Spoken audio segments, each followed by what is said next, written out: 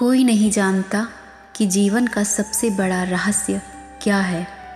यह स्वर्ग या नर्क नहीं है, यह जन्म या मृत्यु भी नहीं है। आज की ब्रह्मवैवर्त पुराण की कथा में हम एक ऐसे स्थान का द्वार खोलने जा रहे हैं जिसे गोलोक कहते हैं, जहाँ पहुंचकर मृत्यु को जीतने वाले स्वयं भगवान शिव भी ठहर जाते हैं।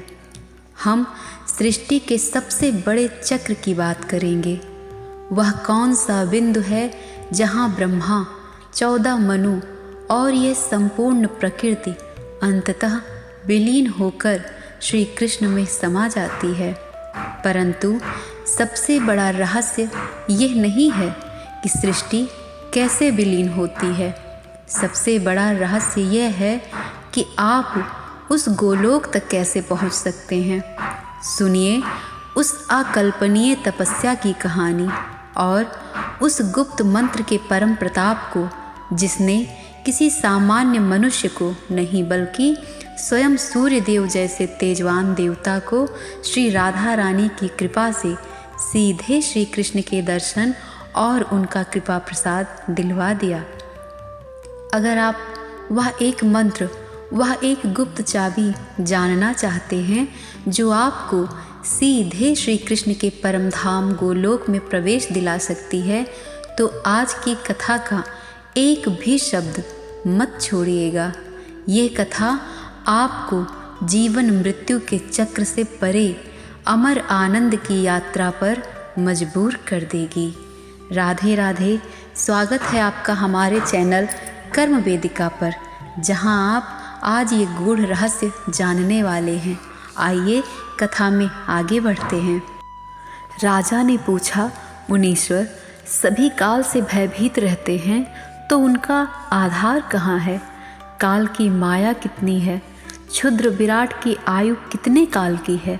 ब्रह्मा, प्रकृति, मनु, इंद्र, चंद्रमा, सूर्य तथा अन्य प्राकृत जनों की परमायु क्या है? वेद वेत्ताओं में श्रेष्ठ महर्षि उनकी वेदोक्त आयु का भली भांति विचार करके मेरे समक्ष वर्णन कीजिए। महाभाग, समस्त विश्वों के ऊर्ध्वभाग में कौन सा लोक है, ये बताइए और मेरे संदेह का निवारण कीजिए। मुनि बोले, राजन, संपूर्ण विश्वों के ऊर्ध्वभाग में गोलोक विद्यमान है, जो आकाश के समान विस्तृत है। वह श्री कृष्ण की इच्छा से प्रकट हो सदा नित्य अंड के रूप में प्रकाशित होता है।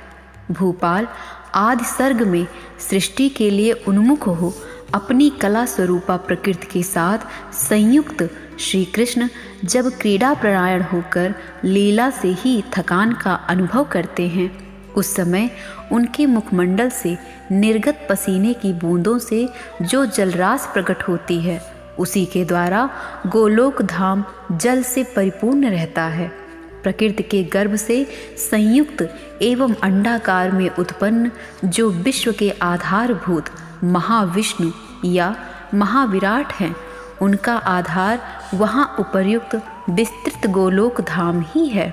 अत्यंत विस्तृत जलाधार अथवा जलशैया पर शयन करने वाले जो महाविराट हैं, वह श्री राधा वल्लभ श्री कृष्ण का 16वां अंश कहे गए हैं। उनके श्री अंगों की कांति दूर्वा दल के समान श्याम है। उनके मुख पर मंद मुस्कान खेलती रहती है। उनके 4 भुजाएं हैं, वह वनमाला धारण करते हैं। श्रीमान महाविष्णु पीतांबर से सुशोभित हैं। सर्वोपरि आकाश में श्री विष्णु का नित्य बैकुंठ धाम है, जो आत्मा आकाश के समान नित्य तथा चंद्रमंडल के तुल्य विस्तृत है। ईश्वर की इच्छा से उसका आविर्भाव हुआ है। वह अलक्ष्य तथा आश्रय रहित है। आकाश के समान अत्यंत विस्तृत तथा अमूल्य दिव्य रत्नों द्वारा निर्मित है। वहाँ वनमालाधारी श्रीमान चतुर्भुज नारायण देव, जो लक्ष्मी, सरस्वती, गंगा तथा तुलसी के पति हैं, सुनंद, नंद तथा कुमुद आदि पार्षदों से घिरे हुए हैं, वे निवास करते हैं। सर्वेश्वर, सर्वसिद्धेश्वर, एवं भक्तों पर अनुग्रह करने के लिए ही दिव्य विग्रह अथवा कृपामय शरीर धारण करने वाले भगवान श्री कृष्ण दो रूपों में प्रकट हैं, द्विभुज एवं चतुर्भुज। चतुर्भुज रूप से वे बैकुंठ में वास करते हैं और द्विभुज रूप से गोलोक धाम में। बैकुंठ से 50 करोड़ योजन ऊपर गोलाकार गोलोक धाम विद्यमान है, जो समस्त लोकों से श्रेष्ठतम है। बहुमूल्य रत्नों द्वारा निर्मित विशाल भवन उस धाम की शोभा बढ़ाते हैं। रत्नेंद्र सार के बने हुए विचित्र खंभों और सीढ़ियों से वह भवन अलंकृत हैं। श्रेष्ठ मणिमय दर्पणों से जटित किवाड़ों तथा कलशों से उज्ज्वल एवं नाना प्रकार के चित्रों से विचित्र शोभा पाने वाले शिविर उस धाम की श्रीवृद्धि करते हैं। उसका विस्तार 1 करोड़ योजन है तथा लंबाई उससे 100 गुनी है। बिरजा नदी से घिरा हुआ सतशृंग पर्वत उस धाम का परकोटा है। बिरजा नदी की आधी लंबाई चौड़ाई तथा शतशृंग पर्वत की आधी ऊंचाई वाले वृंदावन से वह धाम सुशोभित है। वृंदावन की अपेक्षा आधी लंबाई चौड़ाई में निर्मित रास मंडल गोलोक धाम का अलंकार है। उपर्युक्त नदी पर्वत और वन आदि के मध्य भाग में मुख्य गोलोक धाम है।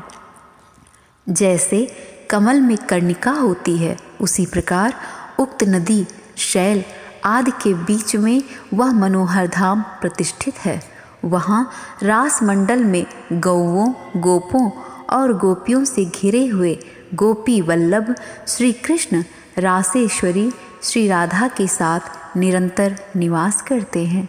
उनके 2 भुजाएं हैं। वे हाथों में मुरली लिए बाल गोपाल का रूप धारण किए रहते हैं। अग्निशुद्ध चिन्मय वस्त्र उनका परिधान है। वे रत्नमय आभूषणों से विभूषित हैं। उनके सारे अंग चंदन से चर्चित हैं। गले में रत्नों का हार शोभा देता है। वे रत्नमय सिंहासन पर विराजमान हैं। उनके ऊपर रत्नमय छत्र तना हुआ है तथा उनके प्रिय सखा ग्वालबाल श्वेत चंवर लिए सदा उनकी सेवा में तत्पर रहते हैं। वस्त्राभूषणों से विभूषित सुंदर वेश वाली गोपियाँ माला और चंदन के द्वारा उनका श्रृंगार करती हैं। वह मंद मंद मुस्कुराते रहते हैं और वह गोपियाँ कटाक्षपूर्ण चितवन से उनकी ओर निहारती रहती हैं। इस प्रकार जैसा मैंने भगवान शंकर के मुख से सुना था और आगमों में जैसा वर्णन मिलता है, तदनुसार लोक विस्तार की यथाशक्ति चर्चा की है। अब काल का मान सुनो। छापल सोने का बना हुआ एक पात्र हो, जिसकी गहराई 4 अंगुल की हो। उसमें एक एक माशे सोने के बने हुए 4-4 अंगुल लंबे 4 कीलों से छेद कर दिए जाएं। फिर उस पात्र को जल के ऊपर रख दिया जाए। उन छिद्रों से पानी आकर जितनी देर में वह पात्र भर दे, उतने समय को एक दंड कहते हैं। 2 दंड का 1 मुहूर्त और 4 मुहूर्तों का 1 प्रहर होता है। 8 प्रहरों से 1 दिन रात की पूर्ति होती है। 15 दिन रात को 1 पक्ष कहते हैं। 2 पक्षों का 1 मास और 12 मास का 1 वर्ष होता है। मनुष्यों के 1 मास में जितना समय व्यतीत होता है, वह पितरों का 1 दिन रात है। कृष्ण पक्ष में उनका दिन कहा गया है और शुक्ल पक्ष में रात्रि। मनुष्यों के 1 वर्ष में देवताओं के 1 दिन रात की पूर्ति होती है। उत्तरायण में उनका दिन होता है और दक्षिणायन में रात्रि। नरेश्वर, मनुष्य आदि की अवस्था युग एवं कर्म के अनुरूप होती है। अब प्रकृति, प्राकृत पदार्थ एवं ब्रह्मा आदि की आयु का परिमाण सुनो। सतयुग, त्रेता, द्वापर और कलयुग, इन चारों को एक चतुर्युग कहते हैं। इनकी काल संख्या 12,000 दिव्य वर्ष है। सावधान होकर सुनो। सतयुग आदि का कालमान क्रमशः 4, 3, 2 और 1 दिव्य वर्ष है। उनकी संख्या और संध्या संस्काल 2000 दिव्य वर्षों के बताए गए हैं। मनुष्यों के मान से चारों युगों का परिमाण 43,20,000 वर्ष है। इनमें गणना के विद्वानों ने सतयुग का मान मनुष्यों के वर्ष से 17,28,000 बताया है। इसी तरह त्रेता का कालमान 12,96,000 मानव वर्ष है। द्वापर 8,64,000 तथा कलयुग 4,32,000 मानव वर्ष है। जैसे 7 वार, 16 तिथियां, दिन रात, 2 पक्ष, 12 मास और वर्ष चक्रवत घूमते रहते हैं, उसी प्रकार चारों युगों का चक्र भी सदा ही चलता रहता है। राजेंद्र, जैसे युग परिवर्तित होते हैं उसी प्रकार मनवंतर भी 71 दिव्य युगों का एक मनवंतर होता है। इसी क्रम से 14 मनु भ्रमण करते रहते हैं। नरेश्वर, मैंने भगवान शंकर के मुख से धर्मात्मा मनुओं का जो आख्यान सुना है वह बता रहा हूँ, तुम मुझसे सुनो। आदि मनु ब्रह्मा जी के पुत्र हैं, इसीलिए उन्हें स्वयंभू मनु कहा गया है। उनकी पत्नी पतिव्रता शतरूपा हैं। स्वयंभू मनु धर्मात्माओं में वरिष्ठ और मनुओं में गरिष्ठ हैं। वे तुम्हारे परपितामह लगते हैं। उन्होंने भगवान शंकर का शिष्यत्व ग्रहण किया है। वे विष्णु व्रत का पालन करने वाले जीवन मुक्त एवं महाज्ञानी हैं। उन्होंने भगवान शंकर की आज्ञा से भगवान विष्णु की प्रसन्नता के लिए प्रतिदिन 1,00,000 बहुमूल्य रत्न, 10 करोड़ स्वर्ण मुद्रा, सोने के सींग से सुशोभित एवं सुपूजित 1,00,000 दिव्य धेनु, अग्निशुद्ध दिव्य वस्त्र, 1,00,000 श्रेष्ठ मणि, सब प्रकार की खेती से हरी भरी भूमि, लाखों उत्तमोत्तम गजराज, सोने के आभूषणों से विभूषित 3,00,000 रत्न, सहस्त्रों स्वर्ण जटित रत्न, 1,00,000 शिविका, अन्न से भरे हुए 3 करोड़ सुवर्ण पात्र, जल से भरे हुए 3 कोटि सुवर्ण कलश, कर्पूर आदि से सुवासित तांबूल और विश्वकर्मा द्वारा रचित तथा श्रेष्ठ रत्नों के सारभाग से खचित एवं वहीन शुद्ध विचित्र वस्त्र सहित माल्य समूहों से सुशोभित 3 करोड़ विचित्र स्वर्ण पर्यंका का ब्राह्मणों के लिए दान किया था। भगवान शंकर से परम दुर्लभ ज्ञान, श्री कृष्ण का मंत्र तथा श्री हरि का दास्य भाव प्राप्त करके वे गोलोक को चले गए। अपने पुत्र को मुक्त हुआ देख प्रजापति ब्रह्मा बड़े प्रसन्न हुए। उन्होंने संतुष्ट होकर भगवान शंकर की स्तुति की और आदि मनु के स्थान पर दूसरे मनु की सृष्टि की। वे भी स्वयंभू के पुत्र होने के कारण स्वयंभू मनु कहलाए और दूसरे मनु का नाम स्वारोचिस है। ये अग्निदेव के पुत्र हैं। राजा स्वारोचिस भी स्वयंभू मनु के समान ही महान धर्मिष्ठ एवं दानी रहे हैं। 2 अन्य मनु राजा प्रियव्रत के पुत्र तथा धर्मात्माओं में श्रेष्ठ हैं। उनके नाम हैं तापस और उत्तम। दोनों ही वैष्णव हैं तथा क्रमशः तीसरे और चौथे मनु के पद पर प्रतिष्ठित हैं। वे दोनों भी भगवान शंकर के शिष्य हैं तथा श्री कृष्ण की भक्ति में तत्पर रहते हैं।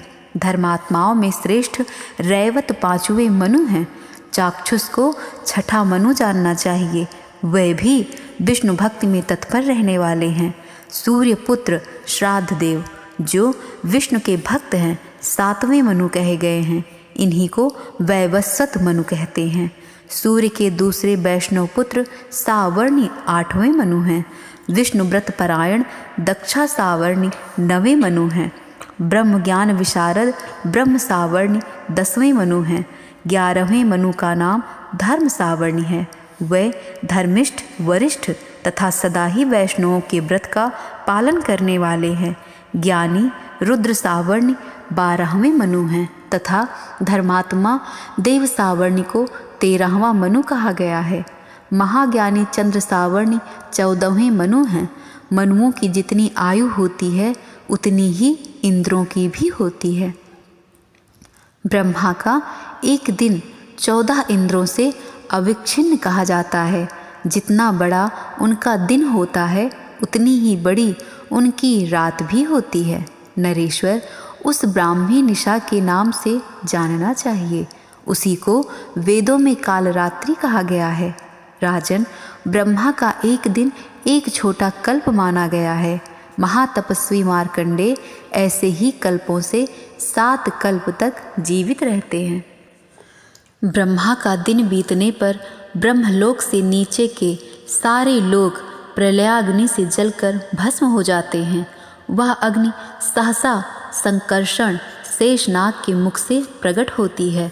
उस समय चंद्रमा, सूर्य और ब्रह्मा जी के पुत्रगण निश्चय ही ब्रह्मलोक में चले जाते हैं। जब ब्रह्मा की रात बीत जाती है तब वे पुनः सृष्टि का कार्य प्रारंभ करते हैं। ब्रह्मा की रात्रि में जो लोकों का संहार होता है उसे क्षुद्र प्रलय कहते हैं। उसमें देवता, मनु और मनुष्य आदि दग्ध हो जाते हैं। इस प्रकार जब ब्रह्मा के 30 दिन रात व्यतीत हो जाते हैं तब उनका 1 मास पूरा होता है। वैसे ही 12 महीनों का उनका 1 वर्ष होता है। इस प्रकार ब्रह्मा के 15 वर्ष व्यतीत होने पर एक प्रलय होता है, जिसे वेदों में दैन निंदय प्रलय कहा गया है।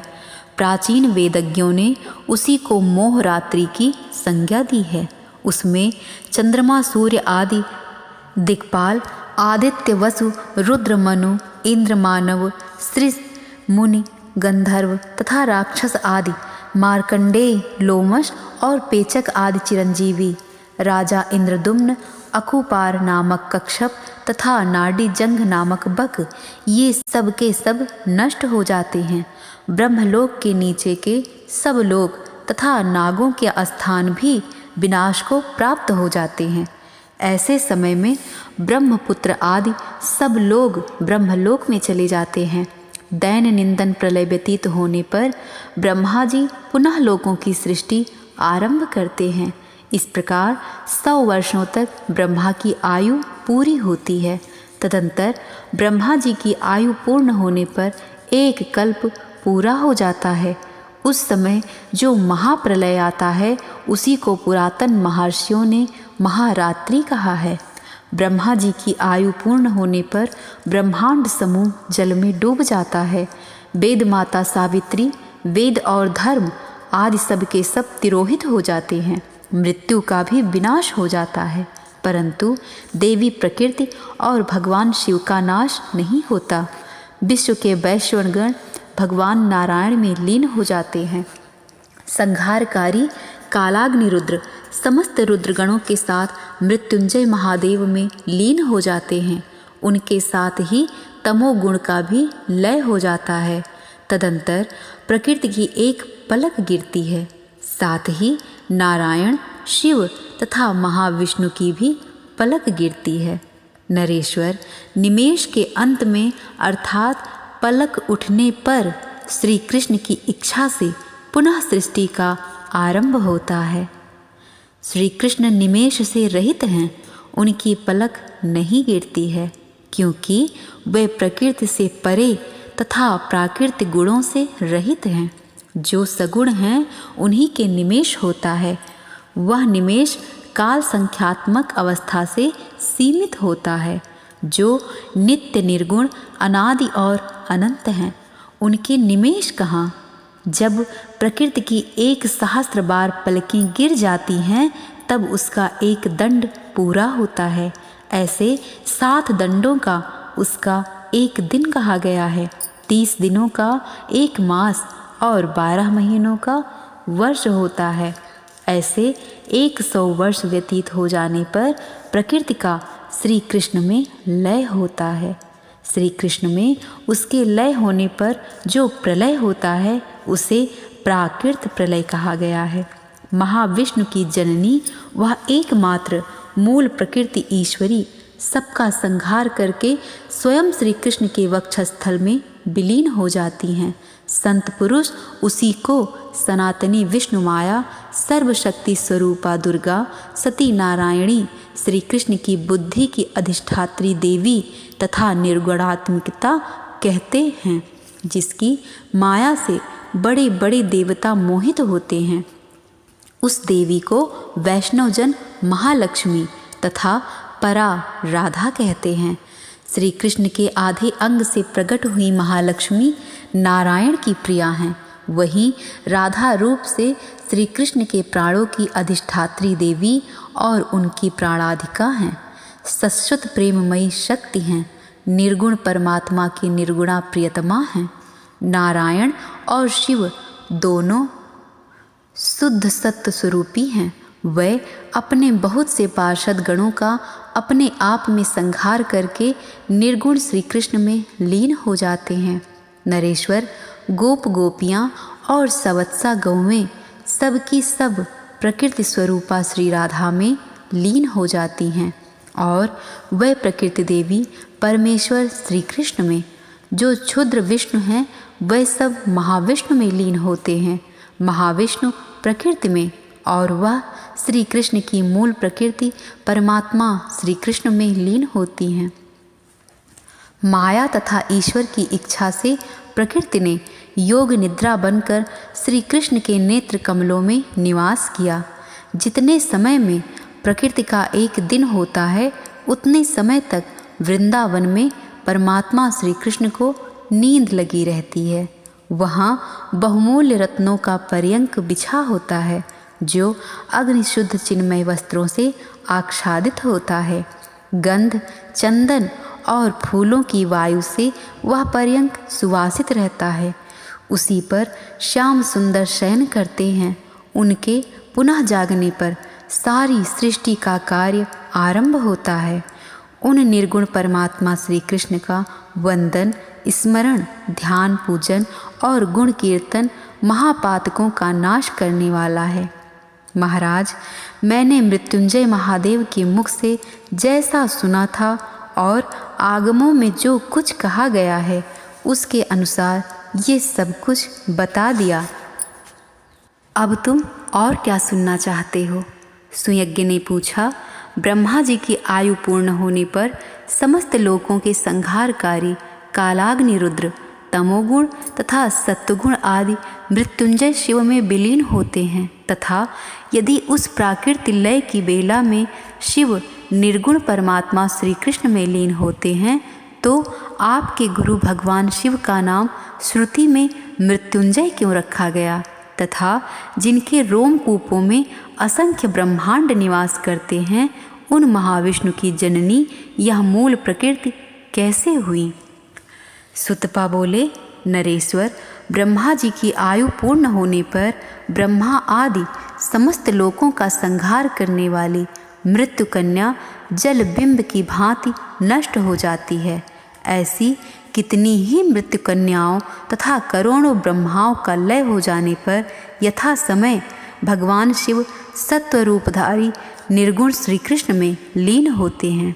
मेरे गुरु भगवान शिव ने मृत्यु कन्या पर सदा ही विजय पाई है, परंतु मृत्यु ने कभी शिव को पराजित नहीं किया है। यह बात प्रत्येक कल्प में श्रुतियों द्वारा सुनी गई है। अतः भगवान शिव का महामृत्युंजय नाम उचित ही है। नरेश्वर, शंभु, नारायण और प्रकृति, इन तीनों नित्य तत्वों का नित्य परमात्मा श्री कृष्ण में लय होना लीला मात्र है, वास्तविक नहीं है। स्वयं निर्गुण परम पुरुष परमात्मा ही काल के अनुसार सगुण होते हैं। वे स्वयं ही माया से नारायण, शिव एवं प्रकृति रूप में प्रकट होते हैं। अतः सदा उनके समान ही हैं। जैसे अग्नि और उसकी चिंगारियों में भेद नहीं है, वैसे ही नारायण आदि तथा श्री कृष्ण में कोई अंतर नहीं है। ब्रह्मा जी के द्वारा प्रत्येक कल्प में जिन जिन रुद्र, आदित्य आदि की सृष्टि हुई है, वह सब मृत्यु कन्या से पराजित होने के कारण नश्वर हैं, परंतु शिव की सृष्टि ब्रह्मा जी ने नहीं की है। शिव सत्य, नित्य एवं सनातन हैं। भूमिपाल उनके निमेष मात्र में कितने ही ब्रह्माओं का पतन हो जाता है। आदि सर्ग में जगत गुरु श्री कृष्ण ने प्रकृति के भीतर अपने तेज का आधान किया था। पवित्र वृंदावन के भीतर रास में उनके वामांश से प्रकट हुई रासेश्वरी राधा ही परा प्रकृति हैं। उन्होंने ही गर्भ धारण किया। तदंतर समय आने पर राधा ने गोलोक के रास मंडल में एक अंड को जन्म दिया। अपनी संतति को अंडाकार देख उनके हृदय में बड़ी व्यथा हुई। वह कुपित हो उठी तथा उन्होंने उस अंडे को वहाँ से नीचे विश्वगोलक में फेंक दिया।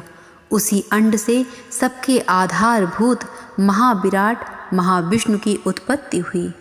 सुयज्ञ ने कहा, प्रभु आज मेरा जन्म सफल हो गया, जीवन सार्थक हो गया।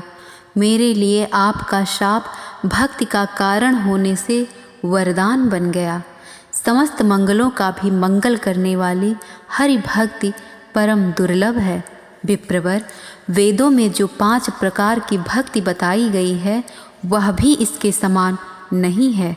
महामुने, परमात्मा श्री कृष्ण में जिस प्रकार भी मेरी भक्ति संभव हो सके वह उपाय कीजिए, क्योंकि वह सभी के लिए परम दुर्लभ है। केवल जल में तीर्थ ही तीर्थ नहीं है, मिट्टी और पत्थर की प्रतिमा रूप देवता ही देवता नहीं है। श्री कृष्ण भक्त ही मुख्य तीर्थ और देवता हैं। वे जल में तीर्थ और मिट्टी पत्थर के देवता दीर्घ काल में उपासक को पवित्र करते हैं, परंतु श्री कृष्ण भक्त दर्शन मात्र से ही पवित्र कर देते हैं। समस्त वर्णों में ब्राह्मण श्रेष्ठ हैं। उनमें भी जो भारतवर्ष में रहकर स्वधर्म पालन करने में लगे रहते हैं वह श्रेष्ठ हैं। उनमें भी जो श्री कृष्ण का मंत्र उपासक, श्री कृष्ण भक्ति परायण तथा प्रतिदिन श्री कृष्ण के नैवेद्य को भोजन करने वाला है वह सर्वश्रेष्ठ और महान पवित्र है। आप वैष्णव हैं, अतः ब्राह्मणों में श्रेष्ठ हैं, साथ ही महान ज्ञान के श्रेष्ठ सागर हैं। मुने, आप जैसे शिव शिष्य महात्मा पुरुष को पाकर मैं दूसरे किसके शरण जाऊं? महामुने, आपके शाप से इस समय मैं गलित कुष्ठ का रोगी हूँ, अपवित्र हूँ और तप के अधिकार से वंचित हूँ। ऐसी दशा में कैसे तपस्या करूँ? सुतपा बोले, राजन, सनातनी विष्णु माया हरिभक्ति प्रदान करने वाली है। वह जिन लोगों पर कृपा करती है उन्हें भगवान की भक्ति देती है। माया जिन्हें मोहित करती है उन्हें हरिभक्ति नहीं देती है, अपितु उनको नश्वर धन देकर ठग लेती है। अतः तुम प्राकृतिक गुणों से रहित कृष्ण प्रेममयी शक्ति तथा श्री कृष्ण के प्राणों की अधिष्ठात्री देवी श्री राधा की आराधना करो, जो संपूर्ण संपदाओं को देने वाली हैं। उनके अनुग्रह एवं सेवा से शीघ्र ही गोलोक में चले जाओगे। वह सर्व आराध्य श्री कृष्ण से भी सेवित एवं पूजित हैं। निर्गुण परमात्मा श्री कृष्ण ध्यान से भी वश में न होने वाले और दुराराध्य हैं। उनकी सेवा करके भक्तजन सुदीर्घ काल तक किंवा अनेक जन्मों के पश्चात गोलोक में जाते हैं, परंतु सर्व संपत् स्वरूपणी श्री राधा महाविष्णु की भी जननी हैं, कृपामयी हैं। अतः उनका सेवन करके भक्तजन शीघ्र ही गोलोक में चले जाते हैं। तुम 1,000 वर्षों तक ब्राह्मण का चरणोदक पीते रहो, इससे कामदेव के समान रूपवान तथा रोगहीन हो जाओगे। जब तक पृथ्वी ब्राह्मण के चरणोदक से भीगी रहती है तब तक उस ब्राह्मण भक्त पुरुष के पितर कमल के पित्तों में जल पीते हैं। पृथ्वी पर जो जो तीर्थ हैं वह सब समुद्र में भी हैं, और समुद्र में जो तीर्थ हैं वह सब ब्राह्मण के चरणों में हैं। ब्राह्मण का चरणोदक पापों तथा रोगों का विनाश करने वाला है। वह संपूर्ण तीर्थों के जल के समान भोग तथा मोक्ष देने वाला और शुभ है। ब्राह्मण मनुष्य के रूप में साक्षात देवाधिदेव जनार्दन हैं। ब्राह्मण के दिए हुए पदार्थ को सब देवता भोग लगाते हैं। ऐसा कहकर ब्राह्मण सुतपा सुयज्ञ के सत्कार को ग्रहण करके अपने घर को चले गए। जाते जाते ये कह गए कि मैं 1 वर्ष के बाद फिर आऊँगा। शिवे, राजा प्रतिदिन भक्तिभाव से ब्राह्मण के चरणोदक का पान करने लगे। उन्होंने 1 वर्ष तक ब्राह्मणों की पूजा की और उन्हें भोजन कराया। वर्ष बीतते बीतते राजा रोग व्याधि से मुक्त हो गए। फिर कश्यप कुल के अग्रणी मुनि श्रेष्ठ सुतपा वहाँ आए। उन्होंने श्री राधा की पूजा के विधान, स्तोत्र, कवच, मंत्र और साम वेदोक्त ध्यान का राजा सुयज्ञ को उपदेश दिया और कहा, राजन, शीघ्र घर छोड़कर निकल जाओ। ऐसा कहकर मुनि तो तपस्या के लिए चले गए और राजा तुरंत ही घर छोड़कर दुर्गम वन को चल दिए। राजा की चारों रानियों ने प्राण त्याग दिए तथा उनका पुत्र राजा हुआ। सुयज्ञ ने पुष्कर में जाकर सुदुष्कर तपस्या की। उन्होंने 100 दिव्य वर्षों तक श्री राधा के उत्कृष्ट मंत्र का जप किया। तब उन्होंने आकाश में रथ पर बैठी हुई परमेश्वरी श्री राधा के दर्शन किए। उनके दर्शन मात्र से राजा के सारे पाप ताप दूर हो गए। उन्होंने मनुष्य देह को त्याग दिया और दिव्य रूप धारण कर लिया। देवी श्री राधा उस रत्नेंद्र निर्मित विमान द्वारा राजा को साथ ले गोलोक चली आईं। राजा ने बिरजा नदी तथा मनोहर सतश्रृंग पर्वत से घिरे हुए श्री वृंदावन से युक्त तथा रास मंडल से मंडित गोलोक का दर्शन किया। वह धाम गौओं, गोपियों और गोप समूहों से सेवित तथा रतेंद्र सार में निर्मित अत्यंत मनोहर भवनों द्वारा सुशोभित हो रहा था। भांत भांत के चित्र विचित्र दृश्य उसकी शोभा बढ़ाते थे तथा वह कल्प वृक्ष युक्त 37 उपवनों से शोभायमान था। वह उपवनों में पारिजात के वृक्ष भी भरे हुए थे। सारा गोलोक कामधेनुओं से अवेष्टित था। आकाश की भांति विपुल विस्तार से युक्त तथा चंद्रमंडल के समान गोलाकार था। बैकुंठ से 50 करोड़ योजन ऊपर वह शून्य में बिना किसी आधार के स्थित है और भगवान की इच्छा से ही सुस्थिर है। आत्मा आकाश के समान नित्य है और हम लोगों के लिए भी परम दुर्लभ है। मैं नारायण, अनंत, ब्रह्मा, विष्णु, महाविराट, धर्म, क्षुद्र विराट, गंगा, लक्ष्मी, सरस्वती, तुम यानी पार्वती, विष्णु माया, सावित्री, तुलसी, गणेश, सनत कुमार, स्कंद, नर नारायण ऋषि, कपिल, दक्षिणा, यज्ञ, ब्रह्मपुत्र, योगी, वायु, वरुण, चंद्रमा, सूर्य, रुद्र, अग्नि तथा कृष्ण मंत्र के उपासक भारतीय वैष्णव, इन सब ने ही गोलोक को देखा है। दूसरों ने इसे कभी नहीं देखा है। उस गोलोक धाम में श्याम सुंदर श्री कृष्ण निरामय रत्न सिंहासन पर विराजमान हैं। रत्नों के हार, किरीट तथा रत्नमय भूषणों से वे विभूषित हैं।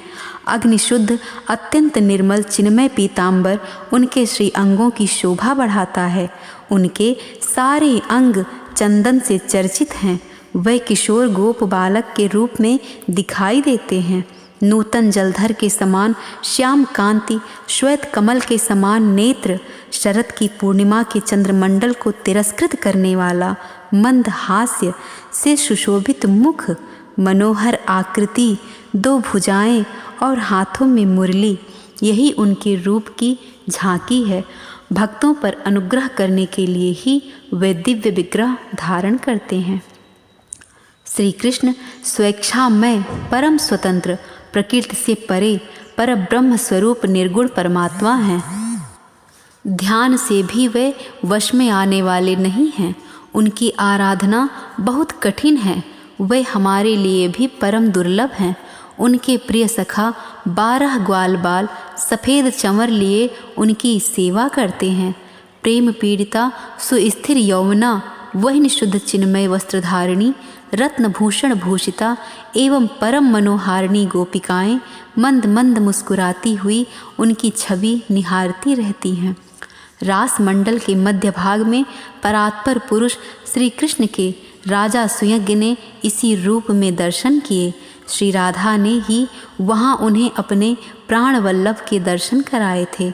चारों वेद मनोहर मूर्ति धारण करके उनके दर्शन करते थे।